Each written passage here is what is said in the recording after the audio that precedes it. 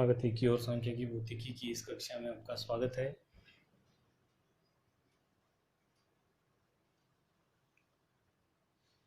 हमने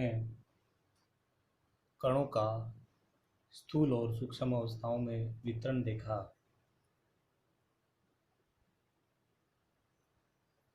समान पूर्व प्रायिकता का सिद्धांत समझा, जो कि ये कहता है कि किसी भी स्थूल अवस्था के संगत प्रत्येक सूक्ष्म अवस्था की प्रायिकता एक समान होती है।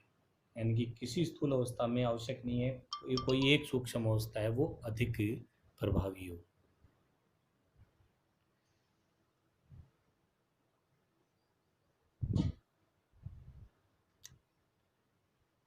आगे अगर हम बात करें कि सबसे अधिक संभव स्थूल अवस्था कौन सी होगी और सबसे कम संभव स्थूल अवस्था कौन सी होगी, जो कि हम एक छोटे उदाहरण से देख चुके हैं कि सबसे अधिक संभव स्थूल अवस्था चार कणों के दो बॉक्स में वितरण के लिए हमने देखा था 2,2 थी और सबसे कम जो थी वो 1,0 थी। यानी कि जब कणों का वितरण दोनों बॉक्स में एक समान हो तो वह अवस्था सबसे संभव स्थूल अवस्था होती है। यानी कि चार कणों के लिए हमने 2,2 वितरण है, उसके लिए स्थूल अवस्थाओं की संख्या की जो संभावना है वो सबसे अधिक होती है और इसके अंतर्गत 6 सूक्ष्म अवस्थाएं होती है और इसकी प्रोबेबिलिटी जो थी वो थी 6/16, यानी 3/8 सबसे अधिक। तो इसी प्रकार अगर मान लो n कण हो तो n कणों के लिए सबसे अधिक संभावना होगी n/2 और n/2 वितरण। It's mean n/2 upon 2 to the power n। कुल संभव अवस्थाएं 2 की पावर n है, तो इसलिए ये 1/2 की power n factorial n/2 factorial और n-n/2 मीन्स n/2 फैक्टोरियल। ये सबसे अधिक संभव स्थूल अवस्था होगी। यानी निकाय में अधिकतर जो उसके निकाय के अंदर जो हम समुच्चय या अलग अलग अवस्थाएं मानेंगे उनमें सबसे ज़्यादा अवस्था इसकी होगी और सबसे कम मिनिमम हम जानते हैं इसकी होगी 0,n या n,0। It's mean P minimum is equal to NC 0/2 to the power n is equal to 1/2 to the power n। ये सबसे न्यूनतम संभव स्थूल अवस्था होगी। अब बात करें प्रायिकता वितरण की, तो इस प्रायिकता वितरण के लिए आप यही समझ जाए, इतने में ही हम इसको समझ लेते हैं कि अगर हम एक सिक्के को उछालें तो उसमें दो ही संभावनाएं हैं, हेड और टेल। तो हेड की प्रोबेबिलिटी 1/2 है, टेल की प्रोबेबिलिटी भी क्या है 1/2 है। तो जितनी संख्या ज़्यादा बार हम इसको उछालेंगे, यानी कि खेलों की संख्या में जितनी ज़्यादा वृद्धि की जाएगी, प्रायिकता का जो वितरण होगा वो अधिकतम संभव वितरण से लघु दूरी पर होगा। यानी कि ये कह रहा है कि अगर आप एक सिक्के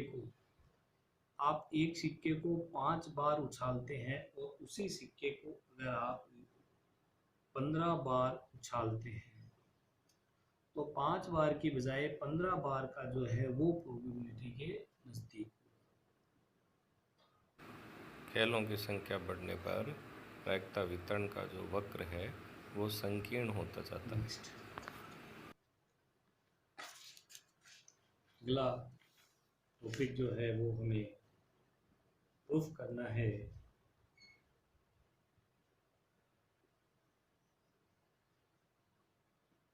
सर्वाधिक प्रायिकता की अवस्था से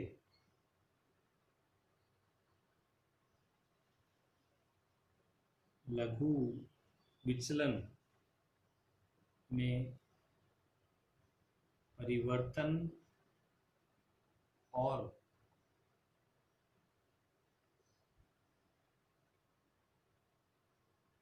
परिवर्तन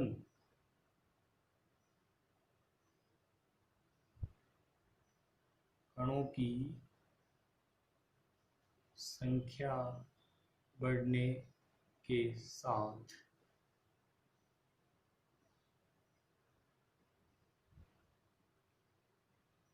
वितरण की संकीर्णता में, यानी कि सर्वाधिक प्रायिकता की अवस्था से लघु विचलन में क्या परिवर्तन होगा अगर हम कणों की संख्या को बढ़ाएं। जैसे मान लीजिए कि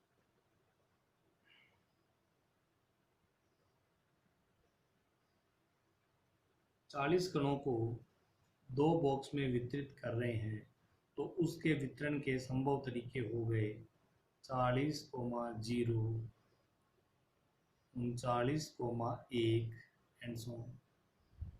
तो आप बताइए कि सबसे अधिकतम संभव अवस्था कौन सी होगी? कौन सी होगी? अभी हमने पीछे पढ़ा था कि सबसे संभव स्थूल अवस्था होगी जिसमें कण दोनों बॉक्स में बराबर वितरित हो।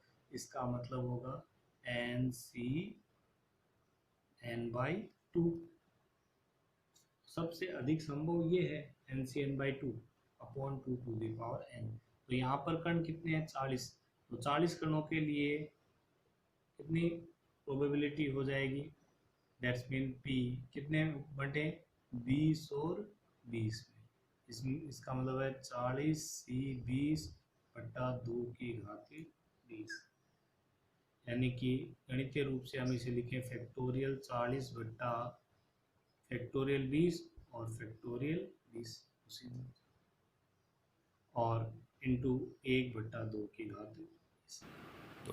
मान लीजिए कि इस अवस्था से कोई इसके आसपास की अवस्थाएं, तो देखो इसके आसपास की अवस्थाएं क्या होगी? 20,20 के आसपास की अवस्था है कि इसमें से 2 कम, इसमें 2 ज़्यादा, इसमें से 5 कम, इसमें 5 ज़्यादा।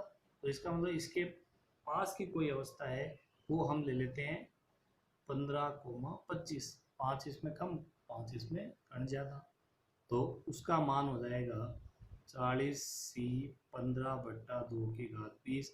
इसका मतलब फैक्टोरियल 40/15 और फैक्टोरियल 25 इंटू 1/2।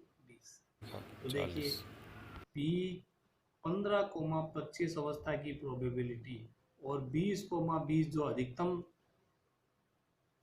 प्रायिकता की अवस्था है, उनका जो अनुपात है वो लगभग, अगर हम इसको सरल करेंगे तो ये लगभग 0.3 के आसपास आएगा, 0.3 अप्रोक्सीमेट। ठीक है।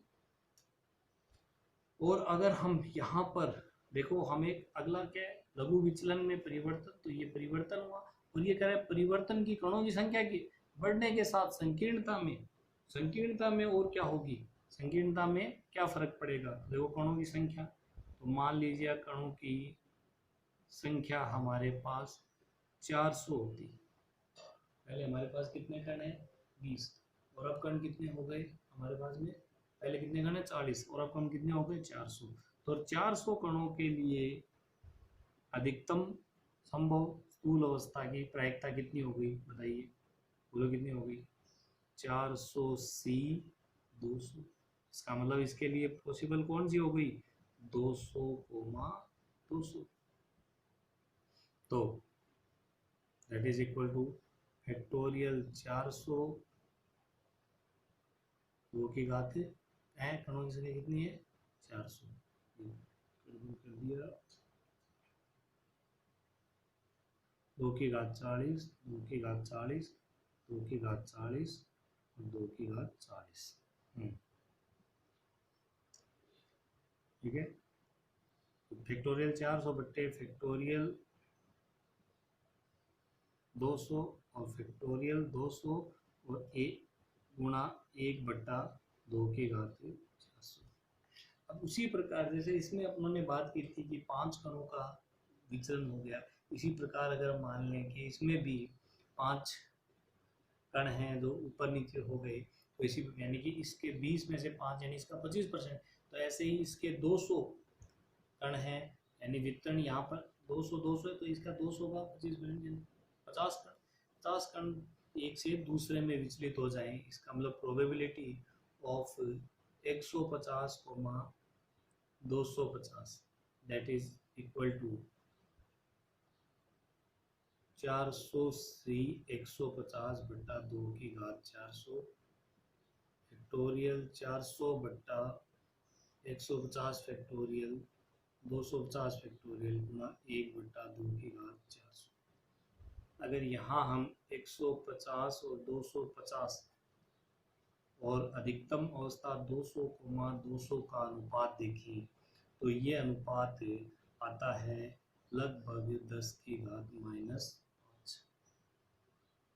तो यहाँ देखिए जब कण 40 थे तो 25% विचलन की अवस्था की प्रायिकता थी वो 0.3 उस अवस्था में, लेकिन जब कण 400 हो गए तो 25% विचलन की प्रायिकता कितनी कम हो गई, 10 की घात -5 कोटि की हो गई।